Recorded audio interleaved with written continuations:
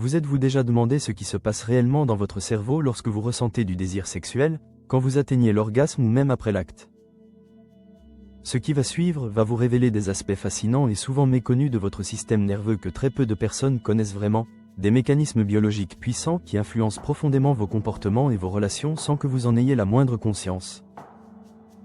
Imaginez la scène suivante, vous arrivez dans un laboratoire de neurosciences modernes, des chercheurs en blouse blanche placent soigneusement des électrodes sur votre crâne pour mesurer avec précision l'activité électrique de votre cerveau.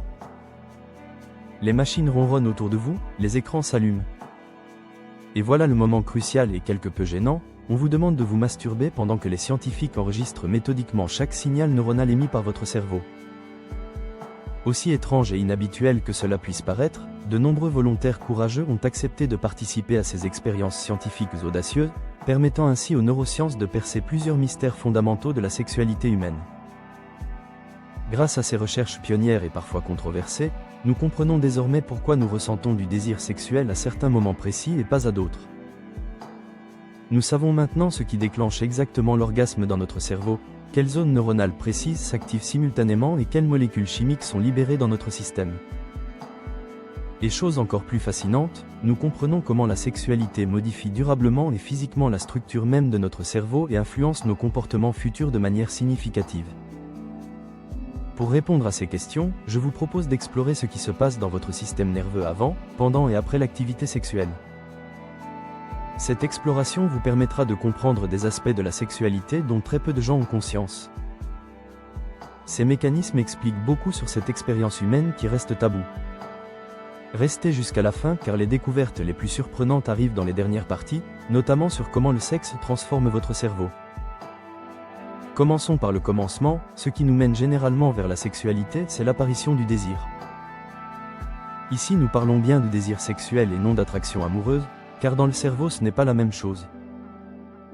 Des études utilisant l'imagerie cérébrale ont démontré que les zones qui s'activent lors du désir sexuel sont partiellement différentes de celles qui s'activent lors de l'amour romantique. Donc même si en termes de ressenti l'attraction amoureuse et sexuelle peuvent se ressembler, il est techniquement possible de distinguer ce que vous ressentez en mesurant l'activité de votre cerveau. Les neuroscientifiques peuvent voir la différence sur leurs écrans grâce aux techniques d'imagerie. Pour revenir au désir sexuel, celui-ci est influencé par de nombreux facteurs internes et externes. Parmi ces facteurs on trouve votre humeur du moment, votre état de santé physique et mentale, votre niveau de stress et la présence de partenaires sexuels dans votre environnement. Si vous avez apprécié cette vidéo jusqu'ici et que vous voulez découvrir plus de secrets sur le fonctionnement de votre cerveau, je vous invite à vous abonner maintenant et à activer la cloche. Pourquoi c'est important? Parce que chaque abonné donne de la force à cette chaîne et permet de continuer à produire des contenus scientifiques de qualité qui démystifient votre corps. En vous abonnant, vous rejoignez une communauté de curieux qui veulent comprendre les mécanismes de leur biologie. Prenez 2 secondes, cliquez sur abonner et sur la cloche, ça fait toute la différence et vous garantit de ne manquer aucune découverte. Revenons à notre exploration du désir. Dans le cerveau, ce désir est lié à l'activation du circuit de la récompense, un réseau neuronal qui existe chez tous les mammifères. Ce circuit oriente automatiquement votre attention et vos comportements de façon à créer des conditions propices à la sexualité. C'est un mécanisme évolutif ancien qui assure la reproduction. Cependant, si le contexte n'est pas perçu comme approprié à la sexualité, les pulsions sexuelles sont réfrénées par le cortex préfrontal. Le cortex préfrontal représente la partie rationnelle de notre cerveau, celle qui permet de réfléchir aux conséquences. Cette région freine le désir et contrôle les comportements pour éviter les situations socialement inappropriées. C'est grâce à cette région que vous ne faites pas l'amour au milieu d'une réunion même si vous en avez envie. A l'inverse, si le contexte est perçu comme propice ou que le désir dépasse un certain seuil, un autre phénomène apparaît, l'excitation sexuelle. Lors de cette phase d'excitation, votre rythme cardiaque augmente ainsi que votre rythme respiratoire. Le flux sanguin dans les parties génitales augmente, ce qui entraîne l'érection ou la lubrification vaginale. Du côté de votre cerveau, on observe la libération de molécules qui préparent le corps à l'activité sexuelle. Ces molécules génèrent de la motivation et une sensation de plaisir. À ce moment, il se produit aussi une désactivation du cortex préfrontal dont on a parlé. Cette désactivation entraîne une diminution de la conscience de soi et altère notre capacité de jugement rationnel. En effet, que vous passiez à l'acte ou non, l'excitation impacte votre prise de décision. Elle conduit à une prise de risque accrue, ce qui peut se manifester par des rapports sexuels non protégés que vous n'auriez jamais envisagés normalement. Donc quand vous êtes dans ce feu de l'action, il faut faire très attention à vos décisions. Et en parlant d'action, nous arrivons dans le cœur du sujet, l'activité sexuelle elle-même. L'activité sexuelle implique généralement la stimulation physique directe des zones érogènes, c'est-à-dire les parties spécifiques du corps qui procurent du plaisir intense quand elles sont touchées ou caressées. Les zones érogènes principales telles que les lèvres charnues, les mamelons sensibles et bien sûr les organes génitaux sont particulièrement riches en terminaisons nerveuses hautement spécialisées. C'est précisément pourquoi leur stimulation transmet un signal nerveux particulièrement fort et puissant au cerveau qui l'interprète immédiatement. Dans ce dernier cas, cela active simultanément les régions cérébrales qui sont liées à la perception pure et directe des sensations physiques tactiles. Mais cela active aussi en parallèle les régions cérébrales qui sont spécifiquement associées au plaisir, à la récompense et à la satisfaction. D'ailleurs, il existe des études scientifiques fascinantes qui ont minutieusement cartographié les zones du corps qui sont généralement érogènes chez la majorité des êtres humains. Ces cartes sensorielles détaillées montrent des variations vraiment intéressantes entre différentes parties du corps et entre les individus. Cela dit, il est vraiment important de noter qu'il existe une très grande variabilité entre les individus dans la localisation précise de leurs zones érogènes personnelles et dans leur niveau de sensibilité spécifique. Ce qui fonctionne merveilleusement pour une personne ne fonctionne pas nécessairement pour une autre, chaque corps est fondamentalement unique et réagit différemment. Puis avec toute cette stimulation sensorielle intense et souvent prolongée, le système nerveux périphérique commence à devenir extrêmement actif et hautement réactif. On observe ici une dynamique neurophysiologique vraiment intéressante et sophistiquée entre les deux parties principales qui composent ce système complexe. Ces deux systèmes antagonistes peuvent être comparés métaphoriquement à un accélérateur et à un frein dans une voiture moderne. D'une part, le système nerveux sympathique, l'accélérateur, déclenche la phase d'excitation. Il augmente le rythme cardiaque et respiratoire pour préparer le corps. Et d'autre part, le système nerveux parasympathique, le frein, s'active pour favoriser la relaxation et la dilatation des vaisseaux sanguins génitaux. Cette activation aide à maintenir l'état d'excitation sur une durée prolongée. C'est un équilibre délicat entre activation et relaxation. Enfin, si l'excitation et la stimulation deviennent assez intenses et dépassent un seuil, le système sympathique reprend le dessus. Et on s'approche du moment culminant, l'orgasme tant recherché. L'orgasme se déclenche lorsque le niveau d'excitation et de stimulation dépasse un certain seuil qui varie selon les individus.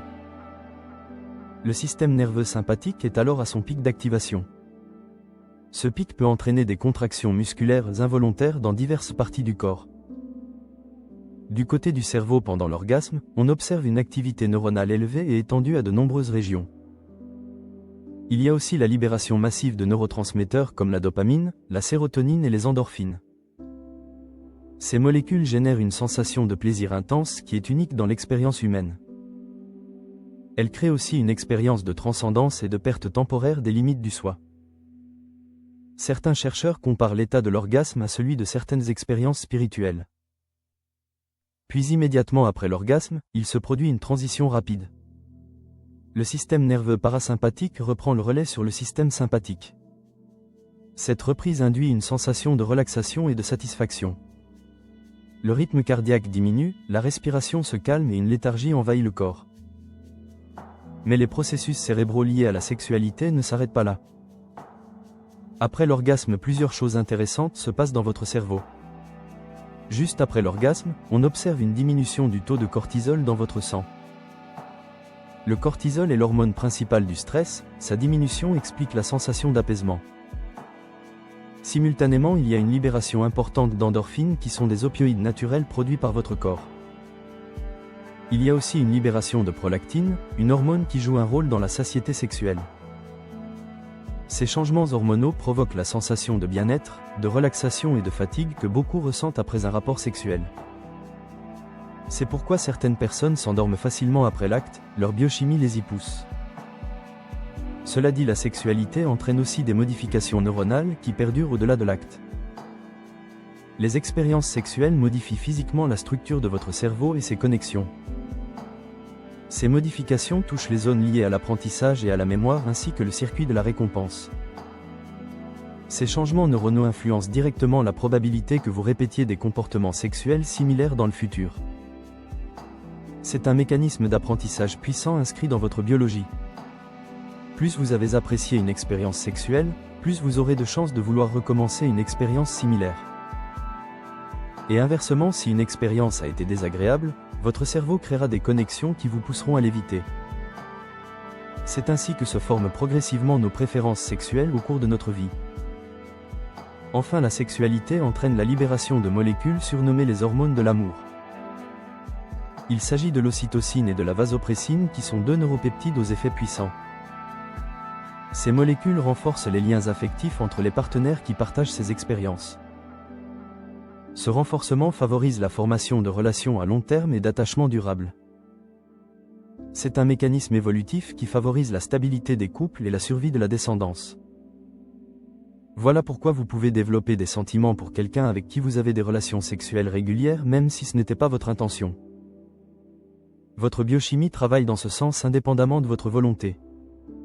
Maintenant que vous comprenez les mécanismes neurologiques de la sexualité, voici des conseils pratiques basés sur la science pour améliorer votre vie sexuelle. Premier conseil, pratiquez la respiration consciente avant et pendant l'activité sexuelle. La respiration profonde active le système parasympathique, favorise la relaxation et intensifie les sensations. Prenez 5 respirations profondes, inspirez pendant 4 secondes, retenez pendant 4 secondes, expirez pendant 6 secondes. Cette technique réduit le cortisol et permet à votre cerveau de se concentrer sur le plaisir sensoriel. Deuxième conseil, explorez vos zones érogènes de manière méthodique et curieuse. Créez une carte personnelle de votre sensibilité en testant différentes pressions, températures et rythmes. Cette exploration renforce les connexions neuronales liées au plaisir et améliore votre conscience corporelle.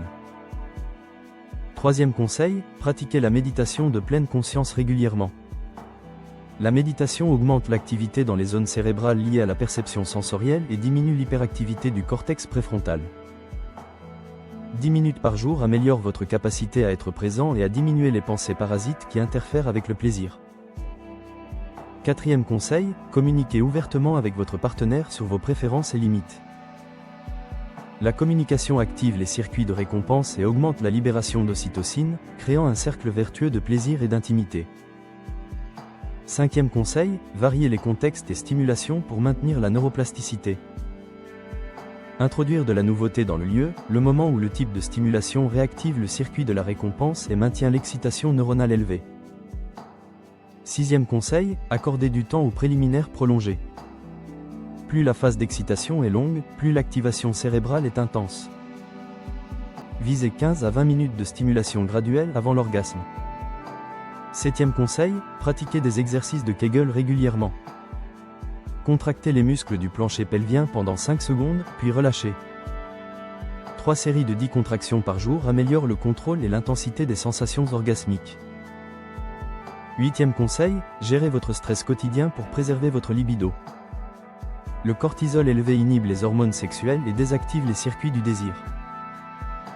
Adoptez l'exercice physique, un sommeil de 7 à 8 heures et la déconnexion des écrans. Neuvième conseil, soyez patient lors des périodes de baisse de libido.